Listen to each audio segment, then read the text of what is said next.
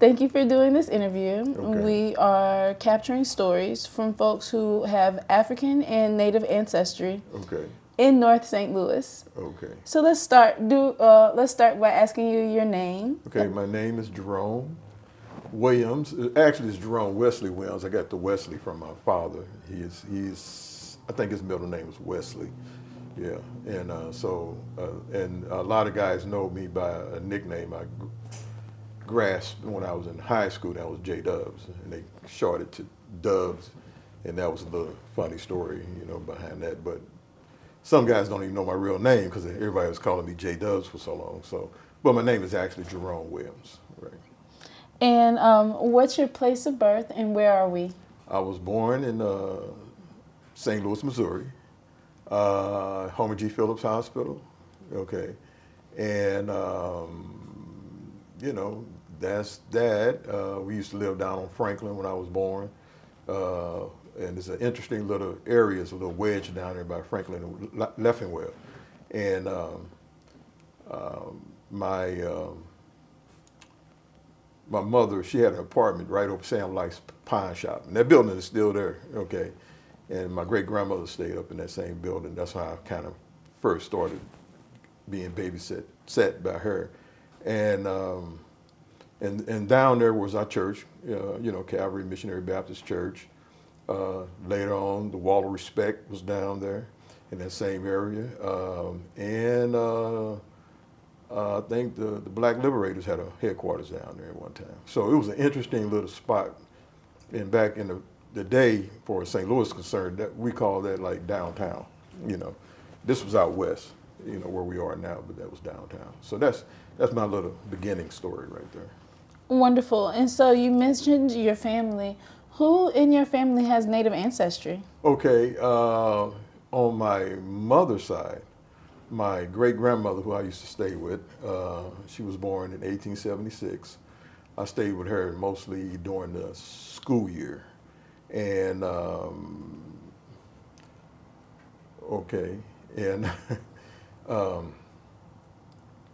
she was partially of Cherokee ancestry. And it was interesting because when I would talk to all the elders, I was just her great grandson, but when I talked to all the elders, I was always interested in how she looked when she was young because she was so old when I was a kid. She lived to be 91. And they used to always say, well, all we remember is the little Indian woman. It's almost like they didn't even think that she was mixed because in her youth, she looked very native. And I don't know if she had any of the clothing and all that, but all the elders that were near her age used to tell me that, oh, you talking about your great grandmother? So, oh, the little Indian one, So that's on that side. Supposedly on that side also, and I found this out like in the 70s, and one of my last great uncles in Chicago when he passed away, Frank Boswell. I visited him maybe a couple of years before that, and he said his father, right before he passed, told him about their ancestry, and that so that'd been my great something grandfather was a Mexican or Mexican ancestry. So I don't know if that's Afro-Mexican or what kind of, but he was Mexican, and which I never even, and then there was of course African American or African ancestry on that side of the family, and then let's see who else on my father's side. I had a great grandmother who was Millie Liggins. She lived to be 115. And she lived so long, my father knew her very well. I think he was in his 30s when she died because he was born in 1907. And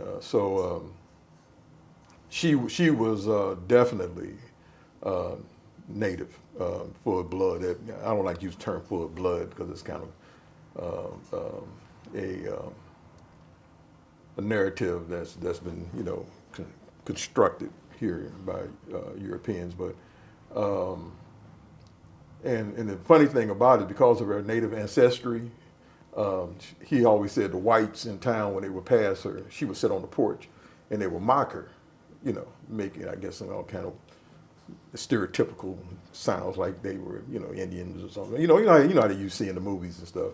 So I know for sure, just based upon those stories, that everybody knew what she was about. Living with this black family. I guess she had a black husband. She was born like in 1810 or something, man. Something like that, way back. And or 18. I know it was the early 1800s. But my father knew her. Like I said, he went to her funeral because she was from Mississippi, and in the hill country around the Holly Springs area. I think she originally came out of Lafayette. On the other side, most of them were like out of Disha, Winchester, around that area, Lake Village, Arkansas, right? So hopefully I got that through. Okay. Mm-hmm.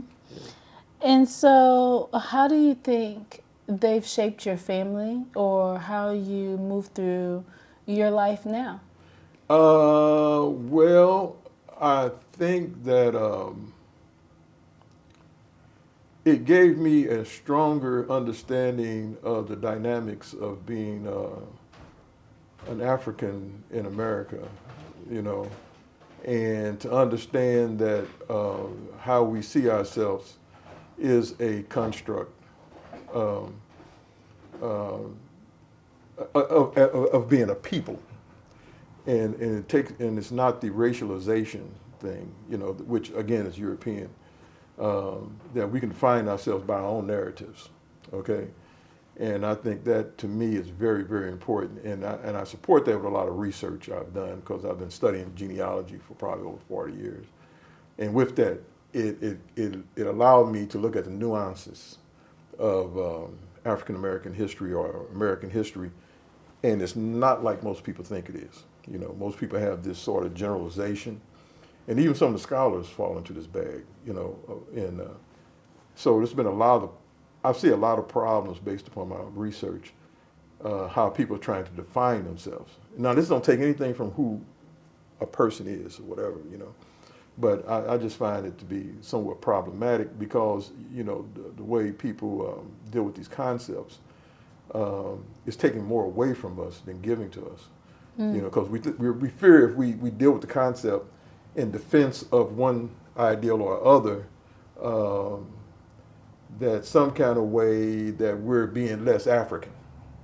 Yes. Or something like that. You know what I mean? And I got into some debates with people about this.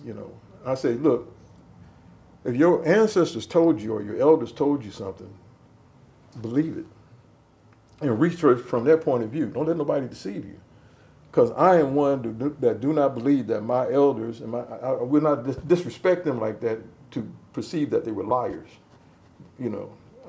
Something about that just bothers me. So I'm going to research from the point of view that they told me truth. Yes. Okay. Even though I may have to use a lot of information to interpret it in a way that makes sense, in a scholarly perspective, and so forth and so on. So I think that's what has shaped me. Is broadened my perspective of who I am, not lessen it. Mm-hmm. Because I'm very proud of every aspect of my heritage, and I've yet to find any European, so if I did, I would leave that on the shelf, because of how it happened. I'm just serious about it, Yeah. So how long has your family lineage been in the St. Louis area? I heard earlier that you said that one side was from Arkansas. Right, that's my mother's side. You have one side that's from Mississippi. Right. How many generations have been in St. Louis? Wow, man. Okay, let me put it like this. Both my great-grandmothers came here, and they were in the same church, okay, that Calvary Missionary Baptist Church I was telling you about. So that's how far back it goes. And then I got generations under me, of course. And but it's interesting when you think about where you come from. When you look at slavery, my people on one side originated like as far back as I can go was in Georgia, and then after they were so-called freed, I always want that deal, freed. Um, they traveled over 10 years to make it to Arkansas, and this great-great-grandmother, she was having children all the way. So I had all these great-great-uncles or whatever that was born in Georgia, Mississippi, Alabama, and then my great-grandmother was born in Arkansas. Wonderful. So, yeah, so all that, I guess, is part of my makeup. Yeah. Now let's change topics. Okay, let's do that. Do you grow food? Yes, I do. What do you like to grow? Well, over the years, I have enjoyed growing collards, like greens. This year I'm growing mustard greens, collards, and I just started. Well, I used to grow kale, and I'm growing kale again. I'm really fond of okra. You know, not only is it probably one of the most beautiful flowers when you grow it, but I just like okra. And guess what? Collards and okra are from Africa. They have African roots. And what else? Tomatoes. And I like heirlooms. I like just experiment with them and so forth. And I don't know. I don't have a lot of. I've grown a lot of different things, squash and all that. I've done Three Sisters. I was pseudo successful with that, and a lot of other little things. And but I learned grow what you like to eat the most. Okay. Otherwise, you better get your canning game down because you're gonna end up with all this stuff that you're not really fond of eating right off the bat. So I like all kind of vegetables, but that's where I sort of focus my. So that was one of my questions. Yeah. What do you like to eat that you grow? Oh man, back to my okra. I like my okra. I didn't grow up on kale, but I like kale. It's cool. I like to stir fry it and so forth. Mm-hmm. Of course, I like collards. I like all the greens: mustard, collards, turnips, so forth. And what else? What else that I'm growing? Man, anything I can pull out that ground and I can get in a skillet or oven or something or boil it or whatever, I'm on it. That's what I like. Yeah. And then we'll end with one final question. What has been your greatest impact to this built urban environment? Wow, man, that's a heavy one there. Okay. Well, I've been in this environment all my life. That's why I don't let anybody debate me about St. Louis. I say I know St. Louis, down to the bone. I worked all over St. Louis in the trades as an electrician, and I went to school, all the different schools here in this area, Sodan, and Wright, where Better Family Life is now was my grade school. That was Emerson.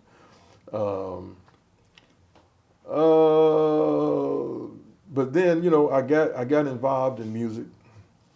I was deemed to be an artist because my brother was an artist. So everybody in my family, a lot of people in my family draw.